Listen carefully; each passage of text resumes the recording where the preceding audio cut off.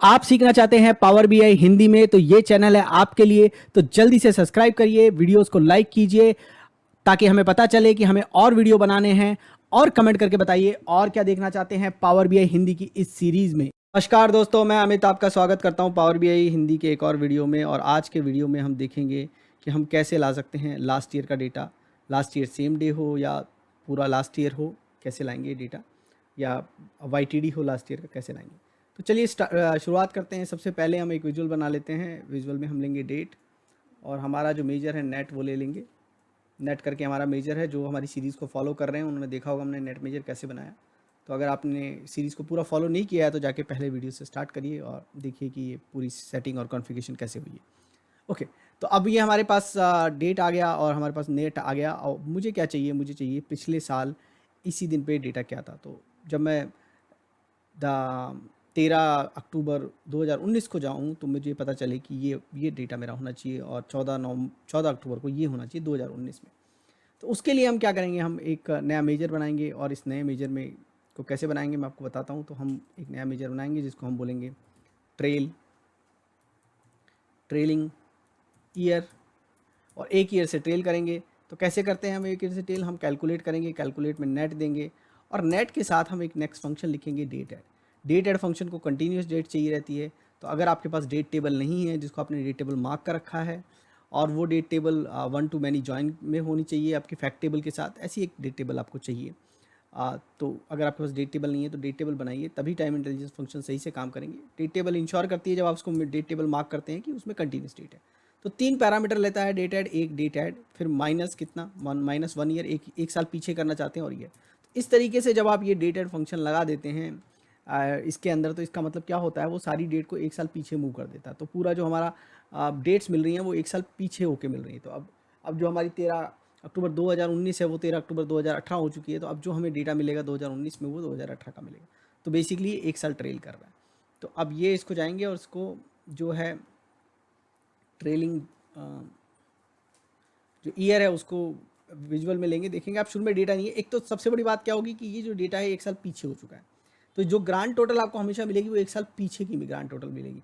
तो अगर आपको एमटीडी चाहिए, क्यूटीडी चाहिए, वाईटीडी चाहिए, जब तक आपको ट्रेलिंग वाला फॉर्मूला काम आता है तो सेम जो है last year month, last year quarter और लास्ट ईयर ईयर के लिए भी ट्रेल कर सकते हैं। लेकिन आप देखेंगे अब जब 13 अक्टूबर पे पहुंचे तो आपको डेटा मिलना चालू हो गया, और ये इसी तरीके से ट्रेल करेगा।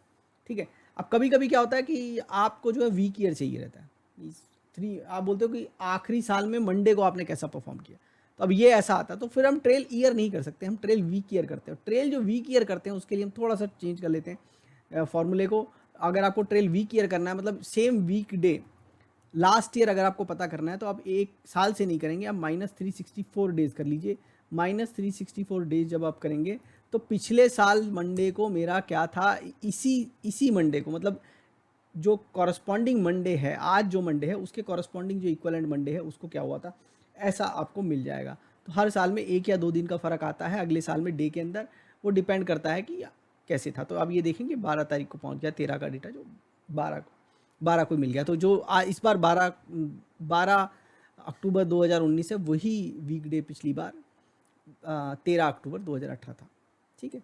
तो ये आपको इस तरीके से करना है। अब हमारे पास एक और फॉर्मूला आता है जो कि हमने पिछले कुछ वीडियोस, जो हमारे पुराने वीडियो अगर आप देख रहे होंगे तो उसमें हमने एक वाईटीडी का फॉर्मूला बनाया था।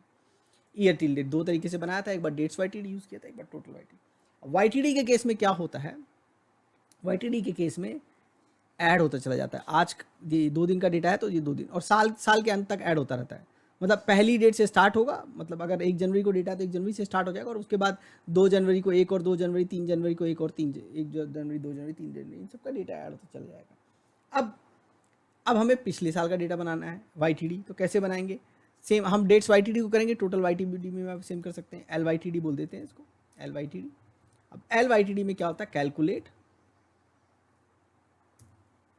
नेट डेट्स वाईटीडी, और उसमें हम डेट वाईटीडी में इस बार हम डेट ऐड फंक्शन यूज करेंगे। हम डेट वाईटीडी को भी अब एक साल पीछे ले जाना चाहते हैं। तो डेट वाईटीडी को में देंगे डेट ऐड, डेट की -1 -ईयर। 1 साल पीछे ले जाने की, 12 महीने भी कर सकते हैं आप, ठीक है। तो अभी हमने कर लिया कैलकुलेट। अब 1 साल पीछे की डेट्स आएंगी LYTD में, last year till date, T रह गया इसमें, टी ऐड कर लेते हैं, LYTD हो जाएगा। अब क्या होगा आप देखेंगे 13 अक्टूबर 2019 से डेटा होगा और वो ऐड होगा, मतलब ये नहीं है कि सिंपल डेटा जो है वो चलेगा, तो वो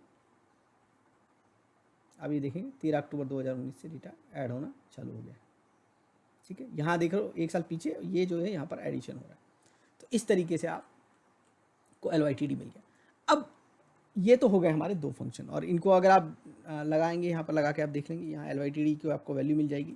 और क्योंकि हमारी जो डेट टेबल है वो एंड हो रही है इस वक्त, जो मैक्सिमम डेट है, तो उसके हिसाब से ये सारी डेट्स का बिहेवियर है, इसीलिए आपको ये डिफ़ॉल्ट वैल्यू दिख रही है। लेकिन अगर हमारा कैलेंडर हम चेंज कर देंगे तो ये सब वैल्यूज़ चेंज हो जाएगी। LYTD और ट्रेलिंग में थोड़ा फ़र्क हो सकता है, क्योंकि ट्रेलिंग जो है 1 साल पीछे का पूरा डेटा, कोई डेट फिल्टर है नहीं इस वक्त।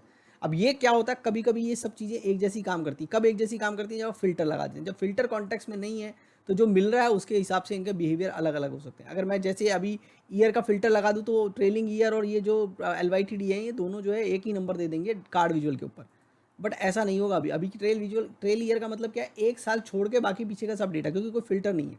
और यही मैं जाके अगर कोई ईयर का फिल्टर लगा दूँ, अभी एक स्लाइसर ले लेते हैं और ये जाके डेट में ईयर ले लिया और 2019 का फिल्टर जैसे अगर लगा लें, इसको लिस्ट बना लेते हैं,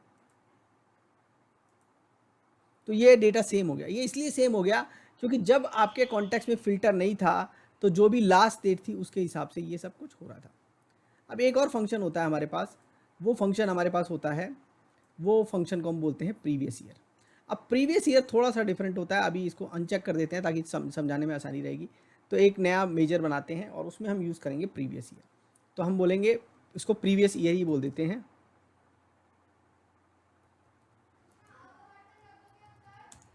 प्रीवियस ईयर, तो हम करेंगे calculate net comma previous year. तो प्रीवियस ईयर में क्या देना है, फिर से हमें डेट ऑफ डेट देना है। तो डेट ऑफ डेट दिया तो ये प्रीवियस ईयर करके हमारा बन गया।